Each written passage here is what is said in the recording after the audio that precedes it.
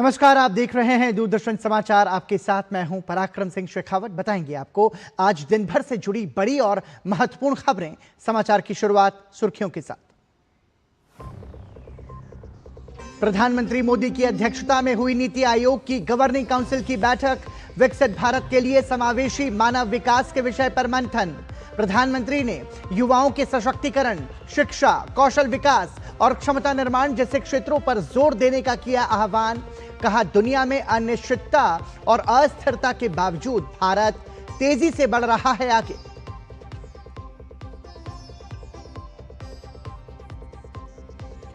प्रधानमंत्री ने विकसित भारत के विजन को हासिल करने के लिए राज्यों से 100 दिन, 5 साल और 10 साल के लक्ष्य तय करने का किया आग्रह। लखपति दीदियों की संख्या 3 करोड़ से बढ़ाकर 6 करोड़ करने और राज्यों से एक जिला एक उत्पाद पहलों पर ध्यान देने पर दिया जोर।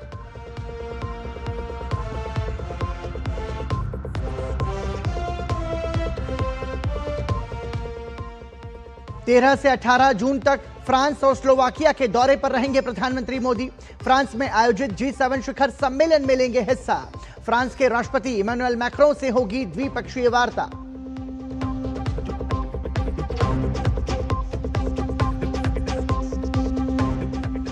ममता बनर्जी को लगा फिर एक और झटका। राज्यसभा सांसद प्रकाश सिंह बढ़ाइक ने भी दिया इस्तीफा। अब तक 3 राज्यसभा सांसदों का इस्तीफा।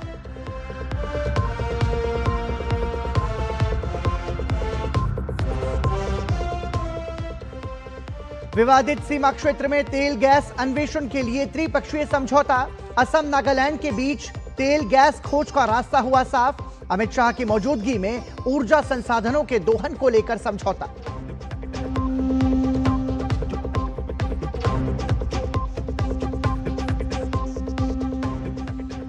और आज रात से होगा फुटबॉल विश्व कप 2026 का आगाज। सह मेजबान मैक्सिको और दक्षिण अफ्रीका के बीच खेला जाएगा पहला मुकाबला।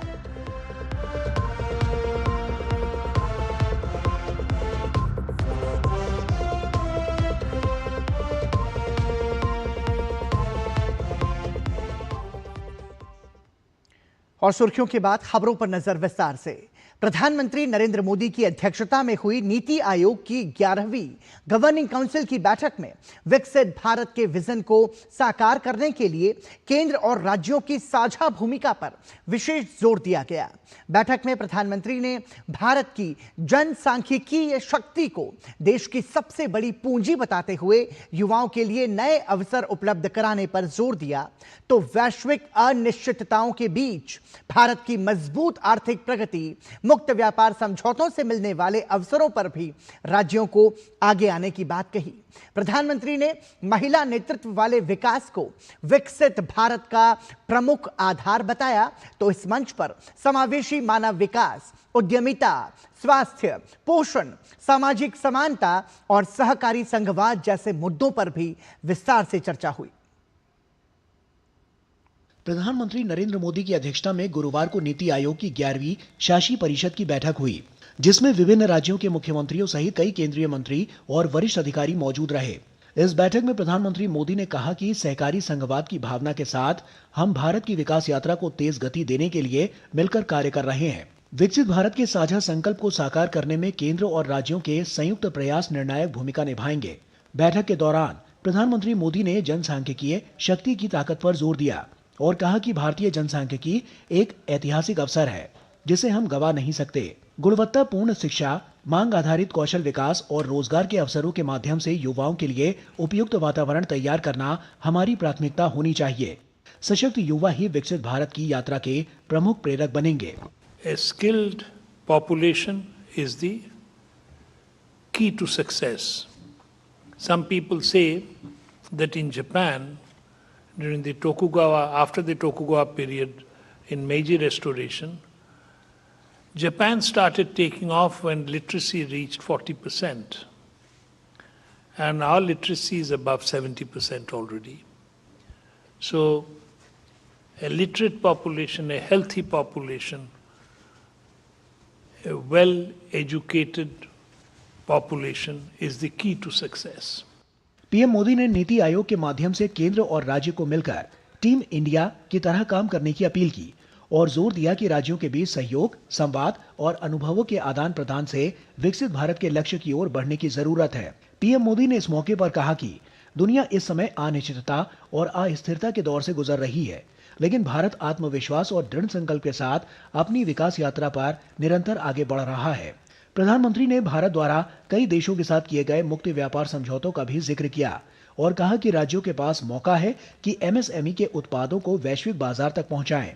Honorable Prime Minister said towards the end, all states should also develop GDP estimation at the district level. Uttar Pradesh has been doing this for 6 years. He wants, and he appreciating that methodology, saying all states should develop district level GDP estimates at district level so that it helps to see which one are growing or which one are not able to grow for various reasons. That's going to be coming up in the next few months and few years. NITI Aayog के मंच पर प्रधानमंत्री मोदी ने आधी आबादी के योगदान की सराहना की और राज्यों से महिला केंद्रित विकास की अवधारणा पर काम करने की अपील की। पीएम मोदी ने कहा कि कृषि, स्टार्टअप, विज्ञान और नवाचार सहित हर क्षेत्र में नारी शक्ति महत्वपूर्ण योगदान दे रही है। राज्यों को महिलाओं की शिक्षा, कौशल विकास, सुरक्षा और सशक्तिकरण को प्राथमिकता देनी चाहिए ताकि उनकी पूर्ण क्षमता का उपयोग हो सके और भारत की विकास यात्रा को नई गति मिले।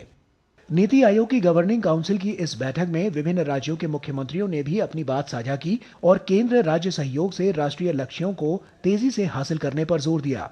इस बैठक के दौरान समावेशी मानव विकास ढांचा पर चर्चा हुई, जिसके तहत उद्यमिता को बढ़ावा देने, कौशल विकास को सुदृढ़ करने और टिकाऊ रोजगार के अवसर सृजित करने पर चर्चा हुई। तो स्वास्थ्य, पोषण एवं कल्याण सहित समानता एवं गरिमा के अधिकार पर भी मंथन हुआ। शैलेंद्र मिश्रा के साथ ब्यूरो रिपोर्ट, डीडी न्यूज।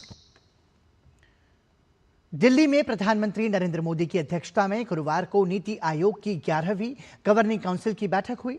इस बैठक के बारे में जानकारी देते हुए प्रधानमंत्री नरेंद्र मोदी ने सोशल मीडिया प्लेटफॉर्म एक्स पर अपने संदेश में लिखा, विकसित भारत एट 2047 के लिए समावेशी मानव विकास विषय पर नीति आयोग की 11वीं गवर्निंग काउंसिल की बैठक की अध्यक्षता की। इस बैठक में आत्मनिर्भरता पर जोर देने, वैश्विक सर्वोत्तम प्रथाओं को अपनाने और सुधारों की प्रक्रिया को मजबूत करने सहित कई मुद्दों पर चर्चा की गई। सहकारी संघवाद के प्रति अपनी प्रतिबद्धता को दोहराया, जो हमारी सरकार के इस विश्वास के अनुरूप है कि राष्ट्र की प्रगति को आगे बढ़ाने में राज्यों की महत्वपूर्ण भूमिका है। इस बात पर चर्चा की गई कि केंद्र और राज्य युवाओं के सशक्तिकरण पर कैसे ध्यान दे सकते हैं। शिक्षा, कौशल विकास और क्षमता निर्माण जैसे क्षेत्रों में इसकी अपार संभावनाएं हैं। राज्यों से आग्रह किया गया कि वो भारत द्वारा किए गए विभिन्न व्यापार समझौतों, खासकर एमएसएमई सेक्टर में का लाभ उठाएं। ये व्यापार समझौते विभिन्न राज्यों के लिए निवेश के बेहतर अवसर भी प्रस्तुत करते हैं। प्रधानमंत्री नरेंद्र मोदी ने अपने संदेश में आगे लिखा कि राज्यों से लखपति दीदियों की संख्या 3 करोड़ से बढ़ाकर 6 करोड़ करने की दिशा में कार्य करने का आह्वान किया, जिससे महिला नेतृत्व वाले विकास के हमारे सामूहिक प्रयासों को और अधिक मजबूती मिलेगी। साथ ही राज्यों से वन डिस्ट्रिक्ट वन प्रोडक्ट पहल पर विशेष ध्यान देने का आग्रह किया, जो स्थानीय लोगों के लिए आजीविका और रोजगार के नए अवसर प्रदान करती है। इसके अलावा जल संरक्षण, कृषि, प्राकृतिक एवं जैविक खेती, नवीकरणीय ऊर्जा सहित कई अन्य महत्वपूर्ण विषयों पर भी चर्चा हुई। विकसित भारत के सपने को साकार करने में राज्यों की भूमिका अत्यंत महत्वपूर्ण है। इस संदर्भ में एक प्रभावी मॉनिटरिंग फ्रेमवर्क विकसित करने तथा राज्यों से 100 दिन, 5 वर्ष और 10 वर्ष की समयबद्ध एवं लक्षित कार्य योजनाएं निर्धारित करने की आवश्यकता पर बल दिया गया, ताकि विकसित भारत के लक्ष्य को प्राप्त करने की दिशा में ठोस प्रगति सुनिश्चित की जा सके। प्रधानमंत्री नरेंद्र मोदी 13 से 18 जून तक फ्रांस और स्लोवाकिया के दौरे पर रहेंगे। इस दौरान प्रधानमंत्री G7 शिखर सम्मेलन में हिस्सा लेंगे, फ्रांस के साथ रणनीतिक साझेदारी को नई गति देंगे और स्लोवाकिया के साथ तकनीक, व्यापार और निवेश के क्षेत्रों में सहयोग को मजबूत करेंगे। खास बात यह है कि इस दौरे का फोकस रक्षा सहयोग के साथ साथ artificial intelligence, health take, startups और उभरती प्रौद्योगिकियों पर रहने वाला है। 18 जून तक होने वाला प्रधानमंत्री नरेंद्र मोदी का ये दौरा भारत की यूरोप नीति और वैश्विक कूटनीतिक सक्रियता के लिहाज से बेहद अहम माना जा रहा है। प्रधानमंत्री सबसे पहले फ्रांस की नीस शहर पहुंचेंगे, जहां 14 जून को उनकी मुलाकात फ्रांस के राष्ट्रपति इमैनुएल मैक्रों से होगी। दोनों नेता भारत फ्रांस विशेष वैश्विक रणनीतिक साझेदारी की समीक्षा करेंगे, जिसे इस वर्ष और ऊंचे स्तर पर ले जाया गया है। नीस में दोनों नेता संयुक्त रूप से भारत इनोवेट्स कार्यक्रम का उद्घाटन भी करेंगे। भारत फ्रांस इनोवेशन ईयर के तहत आयोजित इस कार्यक्रम में भारत, फ्रांस और अन्य देशों के प्रमुख स्टार्टअप्स और वेंचर कैपिटल फंड्स हिस्सा लेंगे। इसे दोनों देशों के बीच बढ़ती इनोवेशन साझेदारी का बड़ा प्रतीक माना जा रहा है।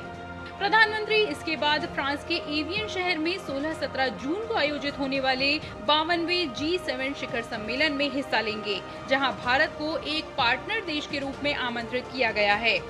At the invitation of the Prime Minister of the Slovak Republic, His Excellency Mr. Robert Fico, our Prime Minister will pay a state visit to the Slovak Republic from 14 to 16 June.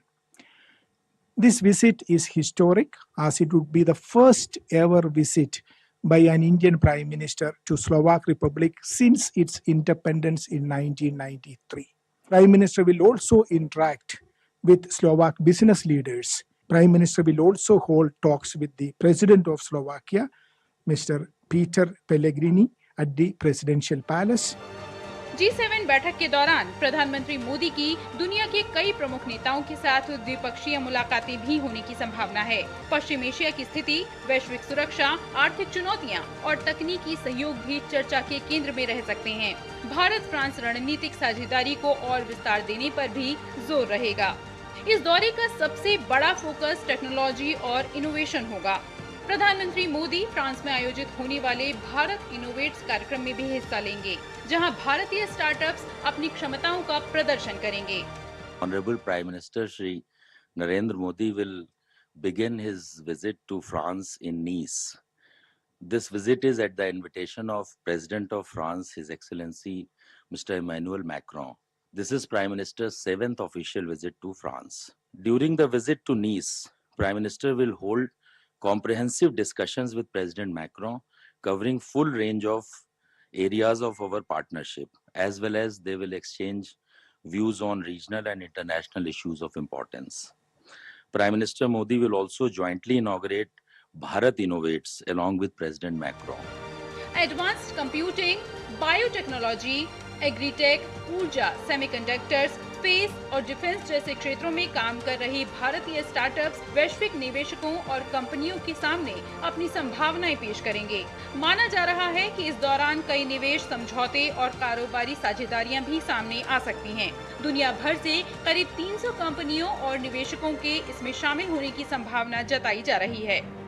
दौरे के बीच में प्रधानमंत्री नरेंद्र मोदी 14 से 16 जून तक Slovakia की राजकीय यात्रा पर रहेंगे। स्लोवाकिया के प्रधानमंत्री रॉबर्ट फित्सो के निमंत्रण पर हो रही ये यात्रा कई मायनों में ऐतिहासिक मानी जा रही है, क्योंकि 1993 में स्लोवाकिया के स्वतंत्र होने के बाद किसी भी भारतीय प्रधानमंत्री की ये पहली यात्रा होगी। प्रधानमंत्री मोदी स्लोवाकिया के प्रधानमंत्री रॉबर्ट फित्सो और राष्ट्रपति पीटर पेलेग्रिनी से मुलाकात करेंगे। दोनों देश व्यापार, निवेश, ऑटोमोबाइल और रेलवे मैन्युफैक्चरिंग, तकनीकी सहयोग तथा लोगों के बीच संपर्क बढ़ाने के नए अवसरों पर चर्चा करेंगे। पेरिस में प्रधानमंत्री नरेंद्र मोदी भारतीय समुदाय के लोगों को भी संबोधित करेंगे। माना जा रहा है कि ये यात्रा मध्य यूरोप में भारत की बढ़ती राजनीतिक और आर्थिक मौजूदगी को और मजबूत करेगी। अखिलेश सुमन के इनपुट के साथ ब्यूरो रिपोर्ट, डीडी न्यूज। पूर्वोत्तर भारत के विकास, ऊर्जा सुरक्षा और सहकारी संघवाद की दिशा में एक महत्वपूर्ण कदम उठाते हुए असम और नागालैंड के बीच सीमा क्षेत्र में तेल एवं प्राकृतिक गैस की खोज का रास्ता खुल गया है। केंद्र सरकार की पहल पर दोनों राज्यों और पेट्रोलियम एवं प्राकृतिक गैस मंत्रालय के बीच हुए इस ऐतिहासिक त्रिपक्षीय समझौते को न केवल ऊर्जा क्षेत्र के लिए बड़ी उपलब्धि माना जा रहा है, बल्कि ये वर्षों पुराने सीमा विवाद के समाधान की दिशा में भी एक सकारात्मक पहल के रूप में देखा जा रहा है। इस समझौते से पूर्वोत्तर में निवेश, रोजगार और आर्थिक गतिविधियों को नई गति मिलने की उम्मीद है।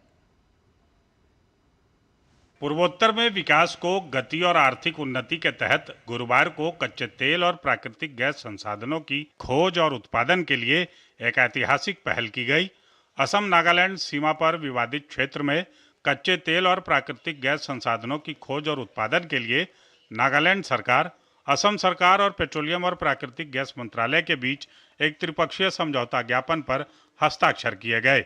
इस समझौते में असम के मुख्यमंत्री हिमंता बिस्वा शर्मा, नागालैंड के मुख्यमंत्री नेफ्यू रियो, पेट्रोलियम एवं प्राकृतिक गैस मंत्री हरदीप पुरी और केंद्रीय गृह मंत्री अमित शाह मौजूद रहे। गृह मंत्री अमित शाह ने इस समझौते को प्रधानमंत्री के विकसित उत्तर पूर्व की संकल्पना को पूरा करने वाला बताया। हम ऐसे क्षण के साक्षी बन रहे हैं जो कई प्रकार से इतिहास में आने वाले दिनों में लिखा जाएगा। माननीय प्रधानमंत्री जी ने जो समृद्ध उत्तर पूर्व, विकसित उत्तर पूर्व, इसकी संकल्पना उत्तर पूर्व और भारत के सामने रखी है, आज इसमें बहुत बड़ा हर्डल हमने दूर करने का काम किया है। राष्ट्र प्रथम की भावना राजनीतिक दलों,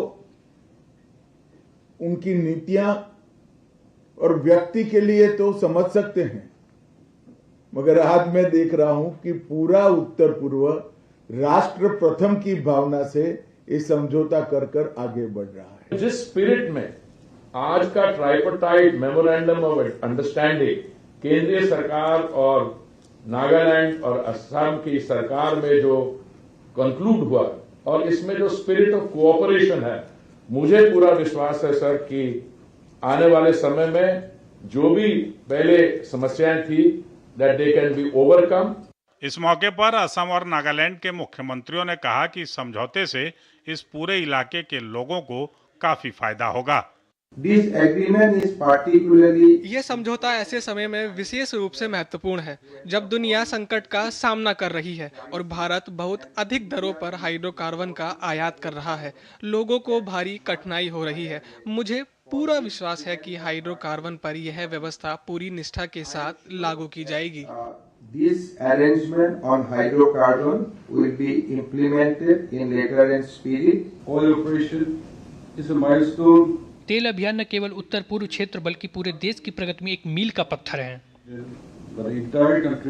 माना जा रहा है कि समझौते से दशकों से लंबित सीमा विवाद के कारण रुकी हुई तेल और गैस की खोज को फिर से शुरू होने से जहां पूर्वोत्तर क्षेत्र में ऊर्जा सुरक्षा और आर्थिक विकास को बढ़ावा मिलेगा, तो वहीं घरेलू उत्पादन बढ़ाने से भारत की ऊर्जा जरूरतों के लिए विदेशी आयात पर निर्भरता भी कम होगी। Bureau report, DD news. और अब बात बंगाल की सियासत की। बंगाल विधानसभा में मिली करारी हार के बाद से ममता बनर्जी की पार्टी में भगदड़ मची हुई है। जहां पहले जीत कर आए टीएमसी के विधायकों ने बगावत कर दी, तो अब टीएमसी के सांसदों की बगावत का सिलसिला जारी है। टीएमसी के 3 राज्यसभा सांसदों ने अब तक इस्तीफा दे दिया है, तो लोकसभा के तमाम सांसद भी ममता बनर्जी के खिलाफ अपना झंडा बुलंद किए हुए हैं। ममता बनर्जी के भतीजे अभिषेक के खिलाफ भी तमाम बड़े नेताओं की नाराजगी खुलकर सामने आ रही है।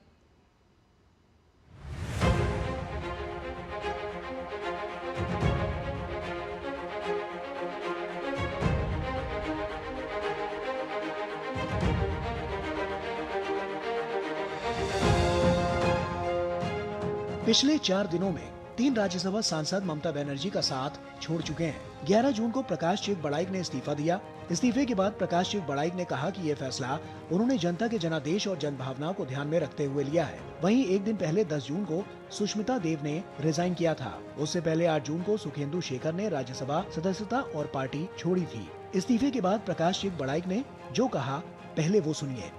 मैं इस इलेक्शन का मैंडेट को देखते हुए मैं अपना पद से इस्तीफा दिया। राज्य के माननीय मुख्यमंत्री जिस तरह से निर्देश देंगे उस अनुसार से हम लोग काम करेंगे।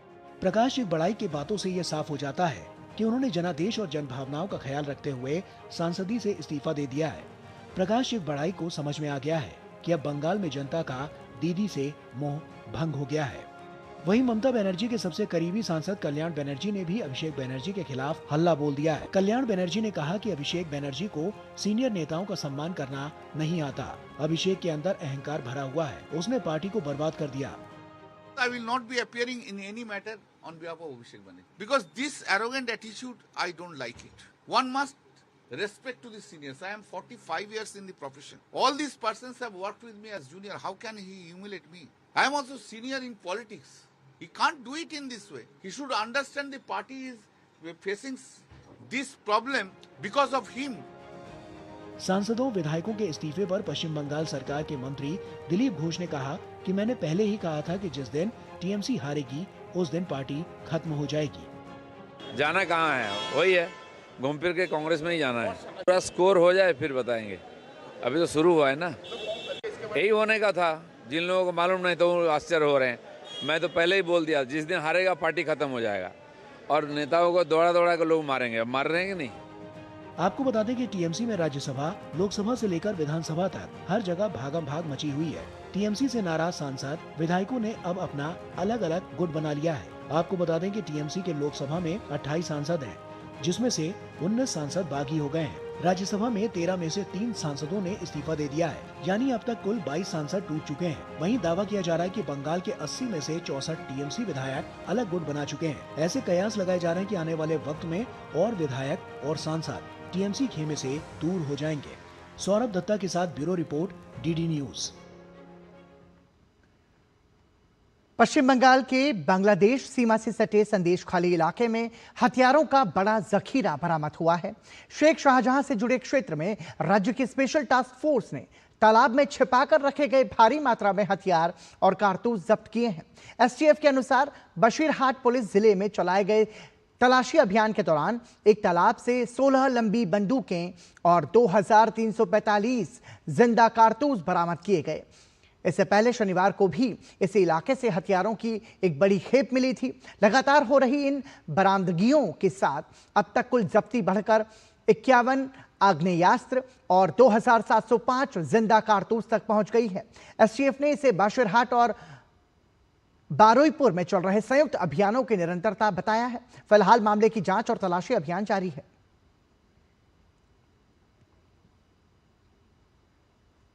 पश्चिम एशिया में बढ़ते तनाव का असर अब समुद्री व्यापार और अंतर्राष्ट्रीय नौवहन पर भी साफ दिखाई देने लगा है। ओमान के तट के पास भारतीय नाविकों वाले एक और वाणिज्यिक जहाज पर हमला होने से सुरक्षा को लेकर नई चिंताएं पैदा हो गई हैं।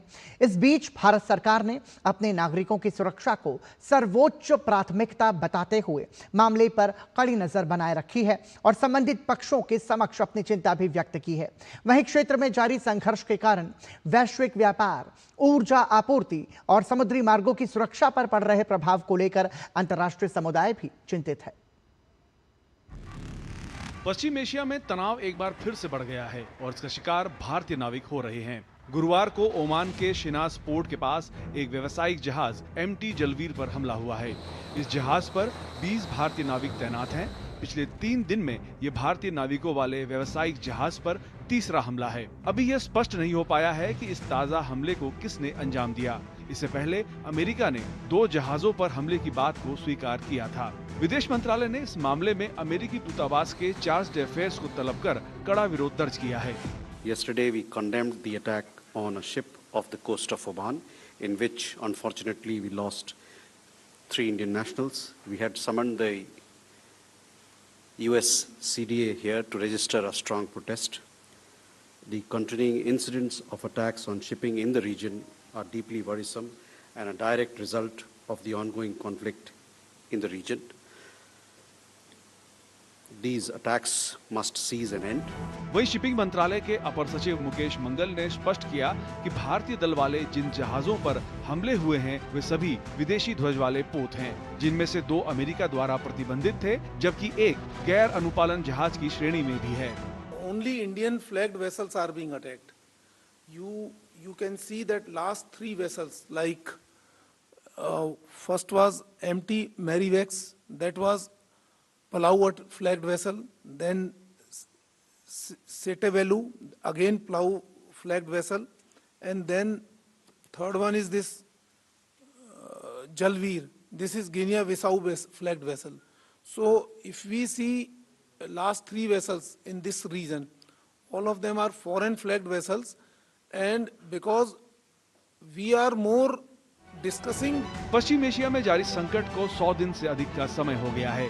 ऐसे में इस संघर्ष की वजह से न सिर्फ मध्य एशिया में भारी मानवीय संकट पैदा हुआ है, बल्कि पूरी दुनिया इस संघर्ष से प्रभावित हो रही है।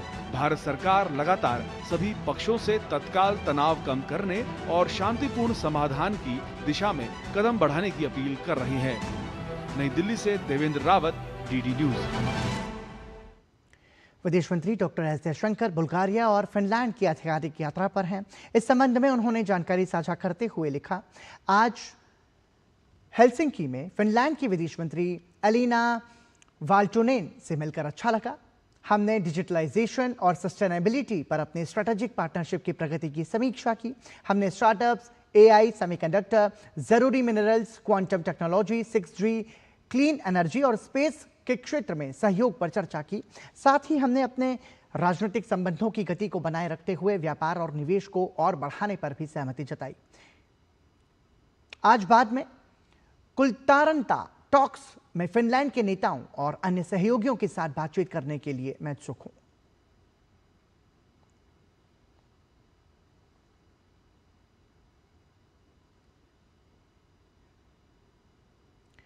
14 जून से फ्रांस के नीस शहर में भारत इनोवेट्स 2026 का उद्घाटन हो रहा है। इस 3 दिवसीय ग्लोबल कॉन्क्लेव का शुभारंभ प्रधानमंत्री नरेंद्र मोदी और फ्रांस के राष्ट्रपति इमैनुअल मैक्रोन मिलकर करेंगे। इस समारोह को लेकर लोगों और इनोवेटर्स में जबरदस्त उत्साह है। फ्रांस का बेहद सुंदर शहर नीस। ये शहर तैयार है एक ऐसे आयोजन की मेजबानी के लिए जहां दुनिया भारत के स्टार्टअप इकोसिस्टम का नजारा करेगी। प्रधानमंत्री नरेंद्र मोदी और फ्रांस के राष्ट्रपति इमैनुअल मैक्रोन यहां 14 जून को भारत इनोवेट्स 2026 का संयुक्त रूप से शुभारंभ करेंगे। 16 जून तक चलने वाले इस ग्लोबल कॉन्क्लेव में भारत के स्टार्टअप और शैक्षणिक एवं शोध संस्थान हिस्सा लेंगे। यही है वो पूरी तैयारी जो इस वक्त जोरों पर है, ताकि हम भारत इनोवेट्स के इस पहले अंतर्राष्ट्रीय संस्करण को सफल बना सकें। जब यहाँ इसी मंच पर जुड़ेंगे भारत के 120 चयनित डीप टेक स्टार्टअप्स, 15 अग्रणी शैक्षणिक इंस्टीट्यूट जहां होता है शोध और अनुसंधान, जहां होता है नवाचार, 5 ऐसे स्ट्रेटेजिक और साइंटिफिक इंस्टीट्यूट्स भी जो इन्हें दे रहे हैं गति, और साथ ही इनके साथ होंगे विश्व भर के इन्वेस्टर्स, वो बड़े इन्वेस्टर्स जो ट्रिलियंस ऑफ इकोनॉमी को बल देते हैं। साथ ही उनके साथ होंगे वेंचर कैपिटलिस्ट भी, यूनिवर्सिटीज भी, तमाम वो स्टेक होल्डर्स जो भारत के इनोवेशन इकोसिस्टम को रफ्तार दे सकते हैं। अगली पीढ़ी के भारतीय इनोवेशन और अत्याधुनिक तकनीकी विकास को प्रदर्शित करने की दिशा में ये ग्लोबल कॉन्क्लेव बड़ी पहल है। Bharat Innovates is a landmark initiative that showcases India's innovation journey to a global audience. Our startup ecosystem, deep tech startups, our digital public infrastructure, our advances in defense, space and clean energy, and contributions of Indian talent to global technology. ये global conclave प्रमुख वैश्विक stake holders के साथ जुड़ने, बातचीत करने और साझेदारी का बड़ा मौका देता है। भारत इनोवेट्स 2026 को लेकर भारतीय इनोवेटर्स में जबरदस्त उत्साह है। We are looking forward to meeting the investors and the stakeholders all over the world so that we can also improve our technology to the next level, take India to the next step. Bharat innovates 2026 और प्रधानमंत्री के दौरे को लेकर नीस में लोग बेहद उत्साहित हैं। लोगों का कहना है कि भारत के बढ़ते वैश्विक प्रभाव के बीच उसके साथ भागीदारी बेहद अहम है। India is the greatest democracy in the world and he is a representative of that. So I think we should be proud in Europe of having him as a partner. विचार से नवाचार तक और नवाचार से उद्यमिता तक, उद्यमिता से वैश्विक नेतृत्व तक, ये है आज का भारत, जहां का युवा सिर्फ भविष्य के बेहतर सपने ही नहीं देख रहा बल्कि उन्हें आकार भी देने की क्षमता रखता है। और जब प्रधानमंत्री नरेंद्र मोदी यहाँ फ्रांस के शहर नीस पहुंचेंगे तो यहाँ से भारतीय नवाचार की गूंज दुनिया तक पहुंचेगी। जब विश्व भी ये देखेगा कि क्यों आज के भारत को नवाचार का, इनोवेशन का पावर हाउस कहा जा सकता है। फ्रांस के शहर नीस से कैमरामैन अंकित के साथ ममता।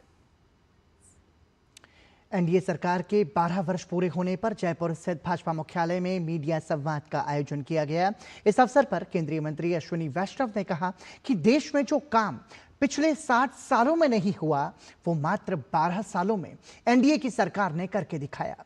उन्होंने कहा कि कांग्रेस की सरकार गरीबों के लिए सिर्फ नारा देती रही, जबकि प्रधानमंत्री नरेंद्र मोदी के नेतृत्व में गरीब परिवारों के लिए कई कल्याणकारी योजनाओं को लागू किया गया।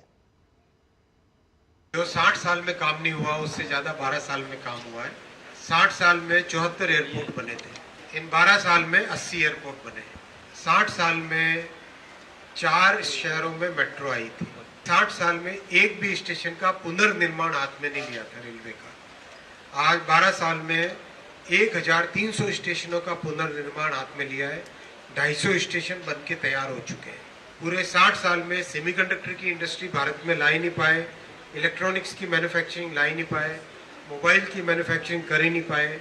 इन 12 वर्षों में इलेक्ट्रॉनिक्स और मोबाइल भारत से दुनिया भर में एक्सपोर्ट हो रहे हैं। इन 60 वर्षों में गरीबों के प्रति केवल एक नारा देते रहे कांग्रेस की सरकारें। मोदी जी ने 80 करोड़ गरीब परिवारों के घर में चूल्हा डेली जले उसकी व्यवस्था की। 12 करोड़ गरीब परिवारों को गैस का चूल्हा दिया। केंद्रीय मंत्री अश्विनी वैष्णव ने कहा कि 12 सालों में 37,000 किलोमीटर रेलवे की पटरियां देश में बिछी हैं और 99.4% का विद्युतीकरण हो चुका है। उन्होंने कहा कि करीब 70,000 किलोमीटर पटरियों का अपग्रेडेशन भी किया गया है। अगर हम 12 वर्षों का काम देखें, 37,000 किलोमीटर नई रेल की पटरियां देश में बिछी है। पूरे भारत के रेलवे का मानचित्र बदल गया है और सब 99.4% इलेक्ट्रिफिकेशन विद्युतीकरण हो गया है। 60,000 किलोमीटर का विद्युतीकरण किया है। 60 वर्षों में जितना काम हुआ था उससे अधिक काम इन 12 वर्षों में हुआ है। करीब 70,000 किलोमीटर पटरियों का रिप्लेसमेंट हुआ है, अपग्रेडेशन हुआ है। जो पहले साल में 200, 300, 400 किलोमीटर का काम होता था वो अब 6,000, 7,000 किलोमीटर का काम होता है। युवा संगम के 6वें संस्करण के अंतर्गत छत्तीसगढ़ से आए युवा प्रतिनिधि मंडल ने केंद्रीय शिक्षा मंत्री धर्मेंद्र प्रधान से मुलाकात की। आईआईटी दिल्ली के नेतृत्व में दिल्ली पहुंचे युवा प्रतिनिधियों के साथ केंद्रीय मंत्री धर्मेंद्र प्रधान ने संवाद कर उनके अनुभवों और सुझावों को सुना। संवाद के दौरान केंद्रीय मंत्री धर्मेंद्र प्रधान ने युवाओं को देश की विकास यात्रा में सक्रिय भागीदारी के लिए प्रेरित किया। उन्होंने कहा कि युवा संगम कार्यक्रम देश की विविध संस्कृतियों, भाषाओं और परंपराओं को समझने का एक महत्वपूर्ण माध्यम है जो राष्ट्रीय एकता को मजबूत करता है। माननीय प्रधानमंत्री नरेंद्र मोदी जी की कल्पना है, देश की युवाओं के अंदर बहुत शक्ति है। उनका विश्वास है भारत के युवाओं को अवसर देने में वो कुछ भी कर सकते हैं, नई ऊंचाई तक पहुंच सकते हैं। इसी को साकार करने के लिए, एक भारत श्रेष्ठ भारत को प्रतिपादित करने के लिए उनकी कल्पना से भारत सरकार की शिक्षा विभाग युवा संगम कार्यक्रम आयोजन कर रहा है। मैं आज इस प्रकार की 50 बच्चों को मिलके मेरा विश्वास को दोहराता हूँ, हमारी देश की नई पीढ़ी विश्व की समस्या का समाधान निकाल के ही रहेगा। ये बहुत ही अच्छा प्रोग्राम है जिससे हमें इस देश की विविधता को जानने का मौका मिला और इस देश के अपने इतिहास के बारे में जानने का मौका मिला रूबरू होके, और ये हमारे लिए बहुत ही अच्छा अपॉर्चुनिटीज़ है। युवा संगम एक प्रोग्राम ही नहीं बल्कि एक युवाओं के लिए बहुत बड़ा अपॉर्चुनिटी है जिसमें अलग अलग राज्यों के युवा दूसरे राज्यों में जाके वहाँ की कल्चर को सीखते हैं, समझते हैं। मंत्री जी के साथ संवाद में बहुत ही इंस्पायरिंग रहा। उन्होंने जो भी चीज़ें हमें यूथ को प्रेरणा देने के लिए जो भी चीज़ें बोली वो बहुत ही ज़्यादा इंस्पायरिंग थी। युवा संगम के लिए मैं प्रधानमंत्री नरेंद्र मोदी जी को धन्यवाद देना चाहता हूँ और मैं चाहता हूँ कि ऐसे ही हमारे यूथ इन सब चीज़ों के बारे में जाने।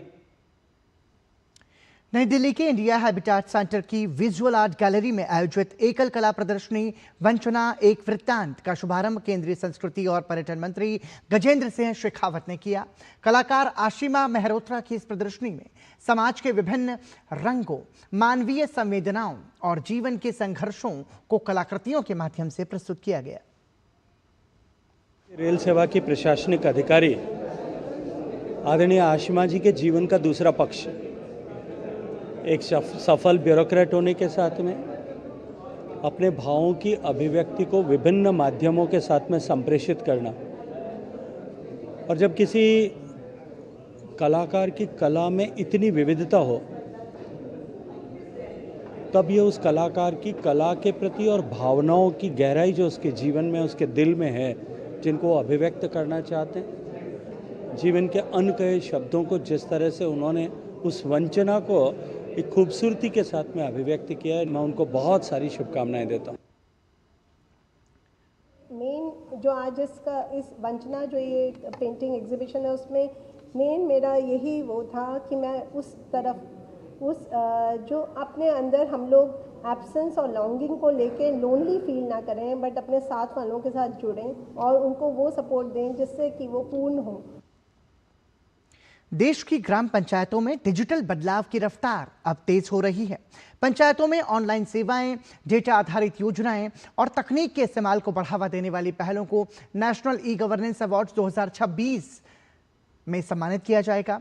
National awards for e governance 2026 के लिए पंचायती राज से जुड़ी 4 पहलों को चुना गया है। कुल 17 परियोजनाओं में से ये 4 पहल अलग अलग श्रेणियों में पुरस्कार जीतने जा रही हैं। इनमें एक मंत्रालय स्तर का डेटा एनालिटिक्स प्लेटफॉर्म, 2 ग्राम पंचायतों की नागरिक सेवा देने वाली पहलें और एक जिले स्तर की स्वास्थ्य परियोजना शामिल है। इससे साफ है कि गांवों में डिजिटल सुविधाएं तेजी से बढ़ रही हैं और ग्राम पंचायतें अब बेहतर तरीके से लोगों की सेवा कर रही हैं। ये पुरस्कार 1 और 2 जुलाई 2026 को जयपुर में होने वाली 29वीं national conference on e governance में दिए जाएंगे। गोल्ड अवार्ड जीतने वालों को 10 लाख रुपए और सिल्वर अवार्ड जीतने वालों को 5 लाख रुपए नकद इनाम भी मिलेगा। ये उपलब्धि गांवों के डिजिटल विकास की बड़ी सफलता मानी जा रही है।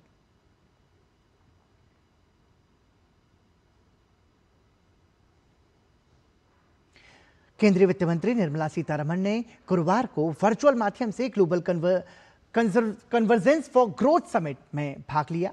वित्त मंत्रालय ने सोशल मीडिया पोस्ट में बताया कि इस शिखर सम्मेलन का उद्देश्य विकसित और उभरती अर्थव्यवस्थाओं के नेताओं को एक मंच पर लाकर एक प्रभावी वैश्विक ढांचे के तहत संतुलित आर्थिक विकास को बढ़ावा देने के उपायों पर चर्चा करना था। सम्मेलन की अध्यक्षता फ्रांस के राष्ट्रपति इमैनुएल मैक्रों ने की। इस सम्मेलन में भारत का प्रतिनिधित्व करते हुए वित्त मंत्री निर्मला सीतारमण ने कहा कि आज की परस्पर जुड़ी दुनिया में समृद्धि और चुनौतियां साझा हैं, लेकिन संघर्ष और अनिश्चितता का सबसे अधिक असर विकासशील देशों और ग्लोबल साउथ पर पड़ता है। उन्होंने कहा कि मौजूदा परिस्थितियां वैश्विक स्तर पर समन्वित कार्रवाई की मांग करती हैं। वित्त मंत्री ने मजबूत अर्थव्यवस्थाओं के निर्माण, सतत विकास को गति देने और सभी के लिए लाभकारी समावेशी विकास सुनिश्चित करने के लिए बहुपक्षीय सहयोग को सशक्त बनाने पर जोर दिया। भारत की उल्लेखनीय आर्थिक प्रगति का उल्लेख करते हुए उन्होंने कहा कि भारत दुनिया की सबसे तेजी से बढ़ती प्रमुख अर्थव्यवस्थाओं में बना हुआ है और मध्यम अवधि में सकल घरेलू उत्पाद वृद्धि दर लगभग 7% रहने का अनुमान है। उन्होंने ये भी कहा कि हाल की वैश्विक परिस्थितियों ने मजबूत, विविधतापूर्ण और भौगोलिक रूप से संतुलित आपूर्ति श्रृंखलाओं के महत्व को रेखांकित किया है। वित्त मंत्री ने कहा कि भारत एक अधिक सुदृढ़, समावेशी और समृद्ध वैश्विक अर्थव्यवस्था के निर्माण तथा साझा विकास के लिए साझा समाधान आगे बढ़ाने के उद्देश्य से सभी साझेदार देशों के साथ मिलकर काम करने के लिए प्रतिबद्ध है। बिहार विधान परिषद की 10 सीटों पर हुए द्विवार्षिक चुनाव और उपचुनाव का परिणाम घोषित हो गया है। सभी 10 उम्मीदवार निर्विरोध निर्वाचित हुए हैं। नाम वापसी की अवधि समाप्त होने के बाद निर्वाचन आयोग ने सभी प्रत्याशियों को विजयी घोषित कर दिया। इस चुनाव में एनडीए के 9 और राष्ट्रीय जनता दल के 1 उम्मीदवार ने जीत दर्ज की है। भाजपा की तरफ से भोजपुरी गायक पवन सिंह, संजय मयूख, शीला पंडित और अनिल ठाकुर शामिल हैं, जबकि जदयू से निशांत कुमार, भारती मेहता, शिवानी देवी प्रजापति और ललन प्रसाद जीते हैं। साथ ही लोजपा रामविलास के अशरफ अंसारी और राजद से सुनील सिंह भी निर्विरोध निर्वाचित हुए हैं।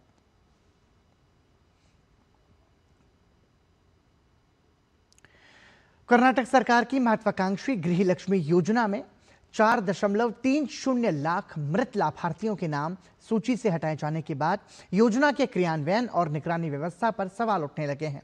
महिला एवं बाल विकास विभाग ने सत्यापन अभियान के दौरान ये कार्रवाई की है।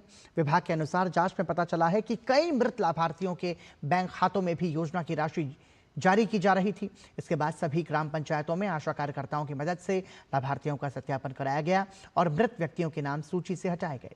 वर्तमान में योजना के करीब 1.28 करोड़ लाभार्थी हैं। भाजपा ने इस मुद्दे को लेकर कांग्रेस सरकार पर निशाना साधा है। भाजपा प्रदेश अध्यक्ष BY विजयेंद्र ने आरोप लगाया कि गारंटी योजनाओं के कारण राज्य की वित्तीय स्थिति बिगड़ गई है और सरकार कर्मचारियों को समय पर वेतन देने में भी कठिनाई का सामना कर रही है। उन्होंने सरकार से इस मामले पर जवाब देने की मांग की। Government is already under great financial distress because of their guarantee schemes. They are unable to pay the salaries of the government employees. We have been repeatedly telling, see Himachal Pradesh, even there the Congress government, openly Chief Minister wrote a letter to the temples at Himachal Pradesh requesting to give funds from the temple, and the Telangana Chief Minister openly declared that is unable to pay the salaries of the government employees due to their guarantees. Even today, demand Honorable Chief Minister D.K. Shivakumarji to come out on the financial situation of Karnataka.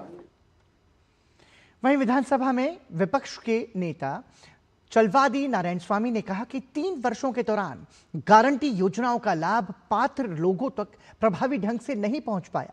उन्होंने मृत लाभार्थियों के नाम सूची में बने रहने को सरकारी तंत्र की बड़ी विफलता बताया। उन्होंने कहा कि इस सरकार में हर वो महिला जो कभी भाग्य लक्ष्मी थी अब दुर्भाग्य लक्ष्मी बन गई है। इन 3 सालों में गारंटी लाभार्थियों तक सही तरीके से नहीं पहुंची है। These days, every woman are Bhagya Lakshmi. Now they are Bhagya Lakshmi. So हम क्या करें? This government is going to ditch these guarantee holders. Actually, the guarantees have not reached properly in these 3 years. Now they cannot maintain the guarantee status. They are checking the list which they have given since 3 years. Earlier, you had a list and you are, see, when we accused, they were telling, no, this is the perfect list and we are giving to every house 2,000 rupees. Rice has been given. Modi ji which gave a rice. I don't know what is the idea of this government. They are spoiling the atmosphere of the Karnataka. राजधानी दिल्ली में अखिल भारतीय ग्राहक पंचायत ने सरकार से मांग करते हुए कहा कि मौजूदा MRP व्यवस्था उपभोक्ताओं के हितों की पर्याप्त रक्षा नहीं कर रही है। संगठन का दावा है कि कई उत्पादों की उत्पादन लागत और MRP के बीच बड़ा अंतर होने से मनमाने मुनाफे की गुंजाइश बनती है। ग्राहक पंचायत ने MRP निर्धारण में पारदर्शिता लाने की मांग करते हुए कहा कि सरकार के हस्तक्षेप और सुधारों से देश भर के करोड़ों उपभोक्ताओं को सीधा लाभ मिल सकता है।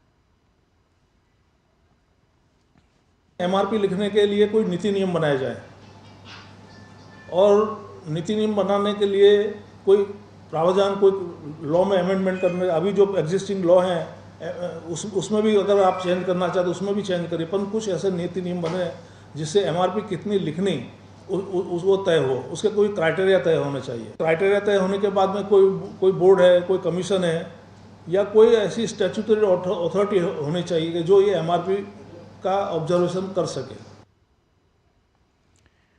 भारतीय प्रशासनिक सेवा के युवा अधिकारियों को लोकतांत्रिक संस्थाओं और संसदीय परंपराओं को समझाने के उद्देश्य से संसद भवन में सहायक सचिव कार्यक्रम का आयोजन किया गया। इस कार्यक्रम के तहत लोकसभा अध्यक्ष ओम बिरला ने 2024 बैच के ट्रेनी IAS अधिकारियों से संवाद किया और उन्हें जन केंद्रित तथा जवाबदेह प्रशासन का मंत्र दिया। देखिए संसद भवन से हमारे सहयोगी अमरेंद्र गुप्ता की ये रिपोर्ट।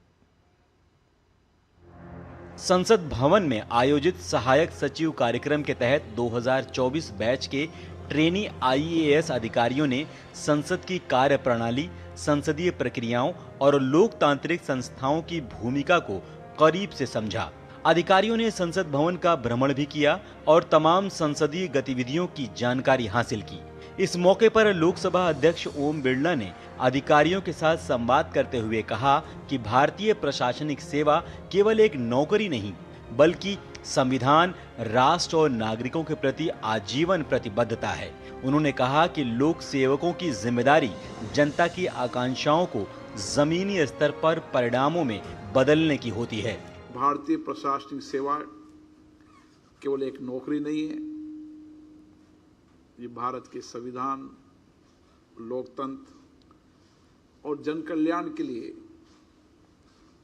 आपके आजीवन समर्पण की प्रतिबद्धता है। प्रशिक्षण जीवन की सबसे महत्वपूर्ण समय होता है और आपके प्रशासनिक जीवन के अंदर ये प्रशिक्षण हमेशा आपकी कार्य पद्धति और संस्कृति में मार्गदर्शन देता रहेगा। कार्यक्रम के दौरान लोकसभा महासचिव उत्पल कुमार सिंह ने भी ट्रेनी अधिकारियों को संसद की कार्यप्रणाली और विधायी प्रक्रिया की जानकारी दी। उन्होंने कहा कि संसद और प्रशासन के बीच बेहतर समन्वय लोकतांत्रिक शासन व्यवस्था को और ज्यादा प्रभावी साथ ही उत्तरदायी बनाता है। This service is unique in that it gives each of you a 360-degree exposure of our democratic system.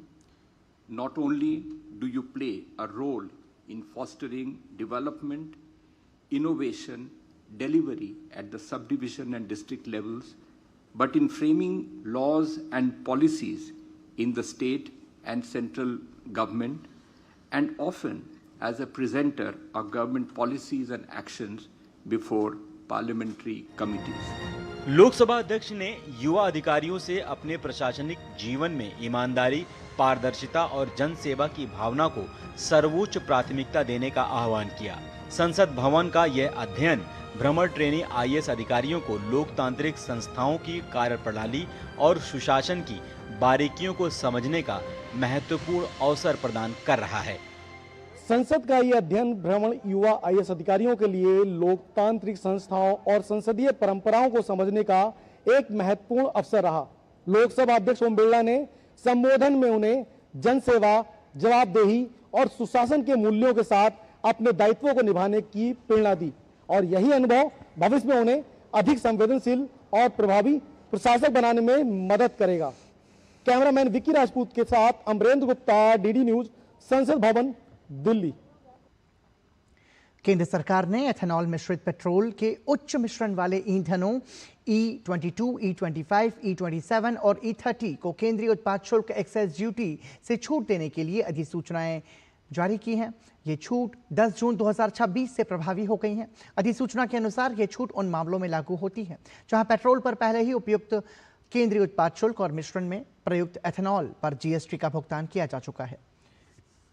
इस कदम का उद्देश्य एथेनॉल और पेट्रोल के मिश्रण की प्रक्रिया पर संभावित दोहरे कराधान से बचना है। सूत्रों के अनुसार केंद्रीय उत्पाद शुल्क कानून के तहत मिश्रण की गतिविधि पर दोबारा कर लगाए जाने की आशंका को दूर करने के लिए ये छूट प्रदान की गई है। जानकारी के अनुसार यह व्यवस्था पहले से लागू E5, E10 और E20 जैसे एथेनॉल मिश्रित पेट्रोल पर उपलब्ध छूट के अनुरूप है। उन्होंने स्पष्ट किया कि घरेलू उपभोग के लिए पेट्रोल पर केंद्रीय उत्पाद शुल्क की दर में कोई बदलाव नहीं किया गया है। भारतीय नौसेना ने बड़े हादसे को टालते हुए तेल टैंकर MT ओलंपिक लाइव से मिसाइल को एक जिंदा वॉरहेड को सुरक्षित निकाल लिया। यह टैंकर यूएई के फुजेराह से कोच्चि आ रहा था। 26 मई को ओमान तट के पास जहाज के ढांचे में विस्फोट हुआ था। बाद में पता चला कि मिसाइल का एक वॉरहेड जहाज को भेदते हुए अंदर ईंधन टैंक में फंस गया है। सूचना मिलने पर नौसेना की विशेष बम निरोधक टीम कोच्चि से भेजी गई। टीम ने जहाज की जांच की और कई चरणों में अभियान चलाकर वॉरहेड को सुरक्षित बाहर निकाला। नौसेना के मुताबिक ईंधन टैंक में फंसे वॉरहेड के कारण बड़ा खतरा पैदा हो सकता था। बरामद वॉरहेड को अब जांच के लिए सुरक्षित स्थान पर भेज दिया गया है। नौसेना ने कहा कि इस अभियान ने समुद्र में आपात स्थिति से निपटने की उसकी क्षमता और विशेषज्ञता को फिर साबित किया है।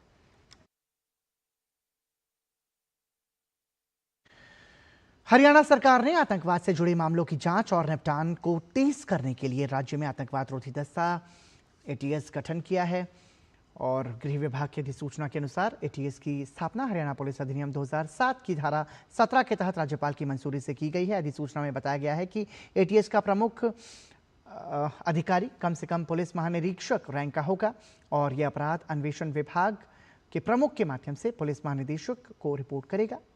राज्य में एटीएस के 2 थाने बनाए जाएंगे, एक पंचकूला में और दूसरा गुरुग्राम में। पंचकूला एटीएस के क्षेत्र में पंचकूला, अंबाला, कुरुक्षेत्र, यमुनानगर, करनाल, पानीपत, कैथल, हिसार, हांसी, फतेहाबाद, जींद, सिरसा, रोहतक, भिवानी और चरखी दादरी जिले शामिल होंगे। वहीं गुरुग्राम एटीएस सोनीपत, छज्जर, गुरुग्राम, फरीदाबाद, पलवल, नूंह, रेवाड़ी और महेंद्रगढ़ जिलों में आतंकवादी संबंधी मामलों की जांच करेगा। यह स्क्वाड गृह मंत्रालय की ओर से जारी दिशा निर्देशों के अनुसार काम करेगा। भारत और अफगानिस्तान के बीच 13 जून को होने वाले पहले वनडे मुकाबले को लेकर क्रिकेट प्रेमियों में उत्साह बढ़ता जा रहा है। भारतीय टीम के धर्मशाला पहुंचने के बाद अब अफगानिस्तान की टीम भी कांगड़ा एयरपोर्ट पहुंच गई है। अफगानिस्तान टीम के खिलाड़ी कांगड़ा एयरपोर्ट पर पहुंचे, जहां प्रशंसकों ने उनका गर्मजोशी से स्वागत किया। खिलाड़ियों की एक झलक पाने के लिए एयरपोर्ट पर क्रिकेट प्रेमियों की भीड़ उमड़ी।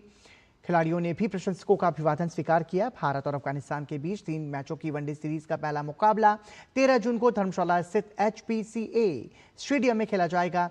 विश्व स्तरीय सुविधाओं और प्राकृतिक सौंदर्य से घिरा यह स्टेडियम एक बार फिर अंतर्राष्ट्रीय क्रिकेट का गवाह बनने जा रहा है।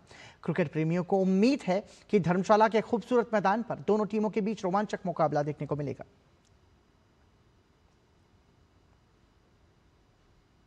बीसीसीआई की जूनियर क्रिकेट समिति ने श्रीलंका के आगामी दौरे के लिए भारत की पुरुष अंडर-19 टीम की घोषणा की।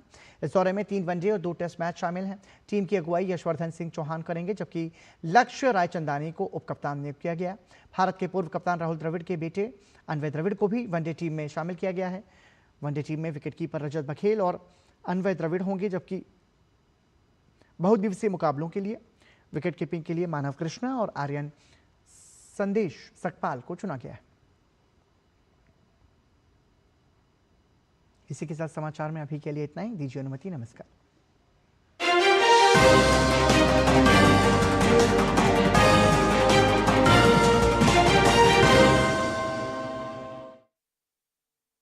मयि तद्धस्ति वर्चसम्